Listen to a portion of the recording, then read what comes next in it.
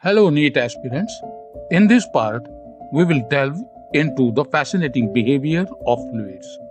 Today, we will explore the concept of thrust and pressure and how they relate to the everyday pressure we face in life. The animated presentation of a perfect fluid illustrates the ideal behavior of a fluid without viscosity and internal friction. In physics, thrust is a force applied perpendicular to a surface. As we observe this animated scene, where our determined character tries to push a massive stone against a wall, we are witnessing the application of thrust. Thrust is the force exerted perpendicular to the surface, and here it represents the character's effort to set the stone in motion. However, the stone resistance depicted by its refusal to move illustrates a fundamental principle. For motion to occur, the applied thrust must be greater than the resisting force. This concept is at the core of understanding thrust in context of physics. Now, let's talk about pressure. Pressure is the thrust per unit area. In simple terms, it is how much force is spread over a given surface. Think of it as the intensity of the force on a specific area. As shown in animated diagram, each egg as a tiny distributor of supporting the man's weight. As he walks, the force exerted by each foot gets evenly spread across the eggs beneath. This even distribution of force is crucial because it prevents any single egg from bearing the full brunt of the weight. In this captivating scene, heavy logs gracefully glide along the river's surface, revealing a dance between the nature's forces. The secret to their effortless journey lies in the horizontal force applied parallel to the water.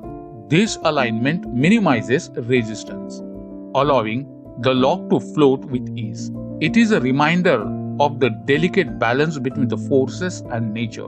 So, as we witness this river ballet, let us appreciate the beauty and consider the message, a plea to preserve our forest and refrain from cutting down these majestic trees. Now let us shift our focus to the sharp edge of knife. Just like the force applied on the log on water, a sharp knife concentrates force on a smaller area, making it easier to cut through objects.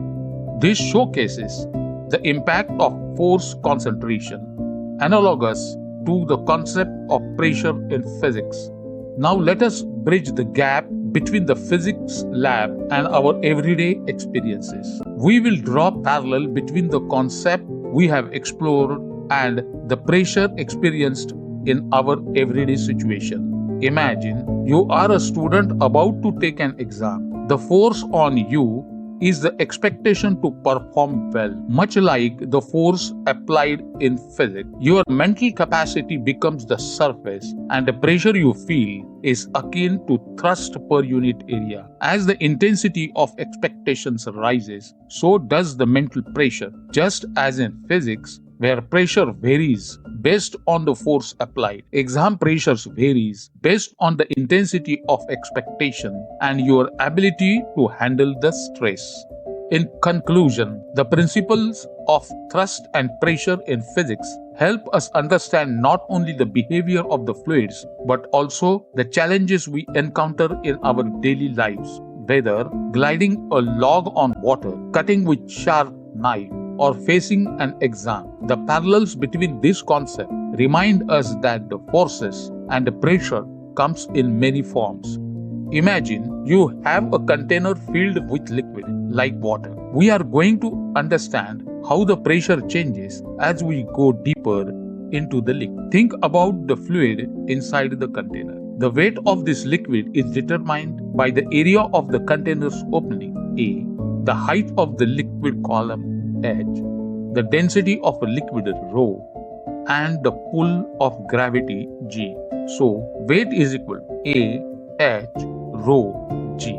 As we look at the image where the brick is kept vertically, the depression on the sponge is more noticeable due to the limited contact area. Now, shift your attention to the image where the brick is placed horizontally. Surprisingly, the depression is less because the brick's contact area with the sponge is greater. Let us talk about pressure P, a measure derived from the force and area. Pressure, represented as P, is calculated by dividing the force W by area A. In simple terms, the equation P is equal to W upon A shows us this relationship. As we observe the different depressions in the sponge, we are reminded that pressure is not just about the force applied. It is also about how that force is distributed across the surface. SI unit of pressure is Pascal.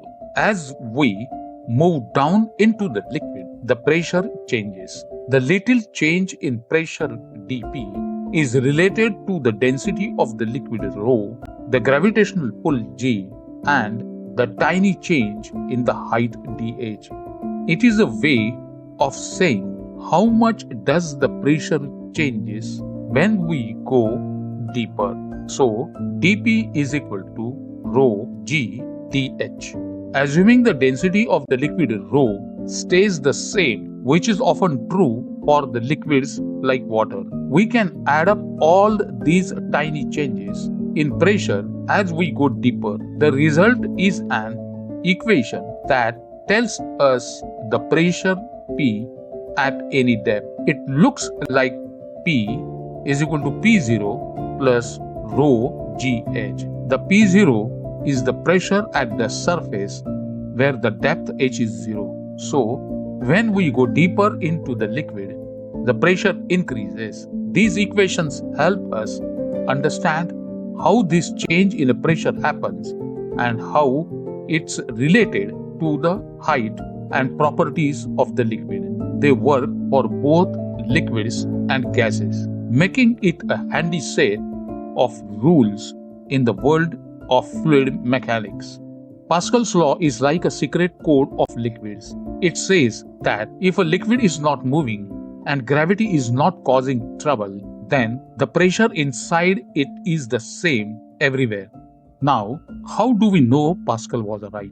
Let's picture a tiny piece of liquid inside our magic potion. It is like a little building block made of triangles. One triangle's area is A1, another A2, and last A3. Imagine these triangles are magical mirrors reflecting each other's shape. Force F3 are like a secret agent working behind the scene. Now we calculate the pressure P1, P2, P3. It turns out that they are also equal, just like magic. P1 is equal to P2 is equal to P3. Since we could do this with any surface and any angle, it is like the liquid is sharing its secret code. Pascal law is real magic in the world of liquid. So, pressure on surface A, D, EB is P1 and P1 is equal to F1 upon A1. The pressure on the surface C, F, ED is P2 and P2 is equal to F2 upon A2. By using the trigonometry, we find that F2 is equal to F1 cos theta and A2 is equal to A1 cos theta. Therefore, P2 is equal to F1 upon A1. Pressure on the surface A, D, FC is P3 equal to F3 upon A3. By using the trigonometry, we find that F3 is equal to F1 sin theta and A3 is A1 sin theta. Therefore, P3 is equal to F1 upon A1. P1 is equal to P2 is equal to P3. Now we will study Pascal's law and effect of gravity. When gravity is taken into account,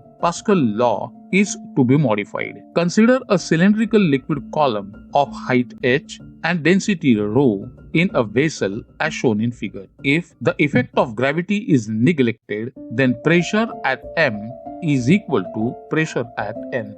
But if force due to gravity is taken into account, then pressures at M and N are not equal. As the liquid column is in equilibrium, the forces acting on it are balanced. The vertical forces acting are force P1A acting vertically down on the top surface, weight mg of the liquid column acting vertically downward, force P2A at the bottom of the cylindrical surface acting vertically upward, where P1 and P2 are the pressures at the bottom and top faces. A is the area of cross-section of the circular face and M is the mass of the cylindrical liquid column. Then, at equilibrium, P1A plus mg minus P2A is equal to 0, or P1A plus mg equal to P2A. At equilibrium, P1A plus mg minus P2A is equal to 0, or P1A plus mg equal to P2A. Therefore, P2 is equal to P1 plus mg upon A, but mass is equal to A h rho. Therefore, P2 is equal to P1 plus A h rho into G upon A. That is, P2 is equal to P1 plus h rho G. This equation proves that the pressure is the same at all points at the same depth. This results in another statement of Pascal's law, which can be stated as change in pressure at any point in an enclosed fluid at a rest is transmitted undiminished to all points in the fluid and act in all directions. Characteristics of the fluid pressure. Pressure at a point acts equally in all directions. Liquid at rest exerts lateral pressure, which increases with depth. The pressure acts normally on any area in whatever orientation the area may be held. Free surface of liquid at rest remains horizontal. Pressure at every point in the same horizontal line is the same inside a liquid at rest. Liquid at rest stands in the same height in communicating vessels. Go through hydraulic lift operation. Picture a world where lifting heavy objects become effortless thanks to the magic of Pascal's law.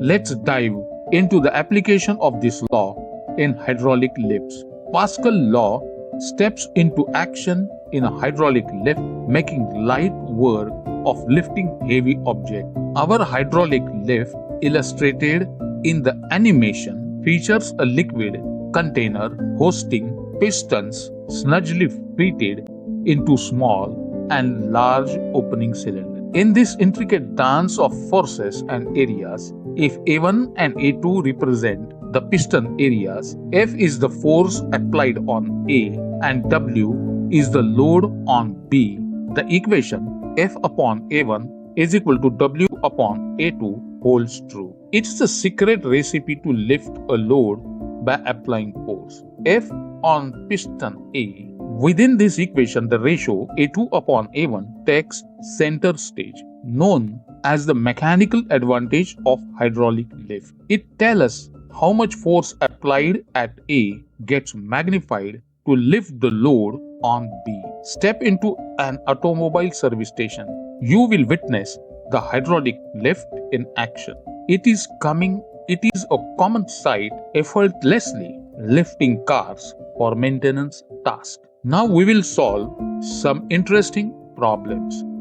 In this given problem, ask to find out ratio of the total hydrostatic force on any vertical wall to its bottom of a rectangular tank with a square cross section 2 meters by 2 meters and a height 4 meters, completely filled with water. The force is given by the equation F is equal to P into A. According to the Pascal law, water exerts equal pressure on all sides at equal depth. So, if we don't consider a gravitational force, then pressure on side walls and bottom is same. So, F is directly proportional to A. force on the wall divided by force on the bottom is equal to area of a wall divided by area of bottom. On replacing the values, we get ratio as 2:1.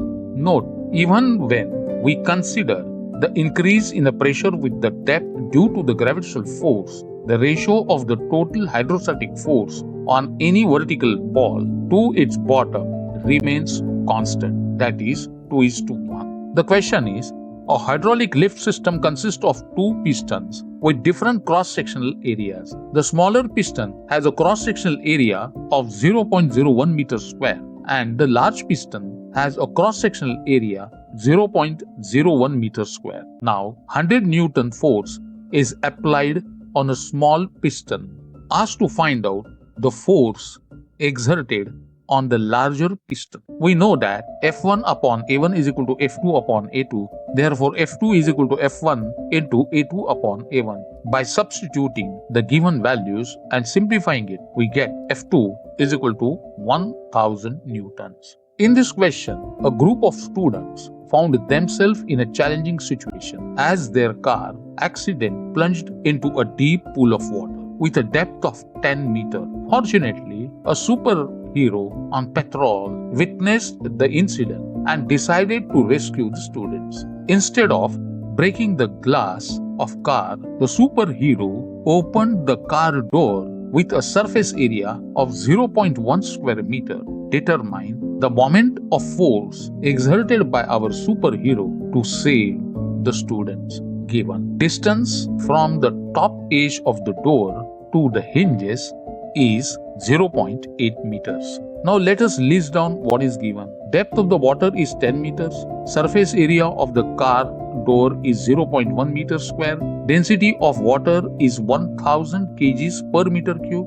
Acceleration due to the gravity G is 9.8 meters square. The distance from the top edge of the door to the hinges is D is equal to 0.8 meters. Now which formula we are going to use? Pressure P at a certain depth given by P is equal to H rho G. The moment of force M due to pressure is given by M is equal to P into A into D. Pressure exerted by water. Now let us calculate all the values. First, pressure. Pressure is equal to rho GH. On substituting the values, we get P is equal to 98,000 Newton meter square. Now moment of force, it is also called as torque due to water pressure. M is equal to PA into D. On substituting the values of PAD and simplifying it, we get M is equal to 784 Newton meter.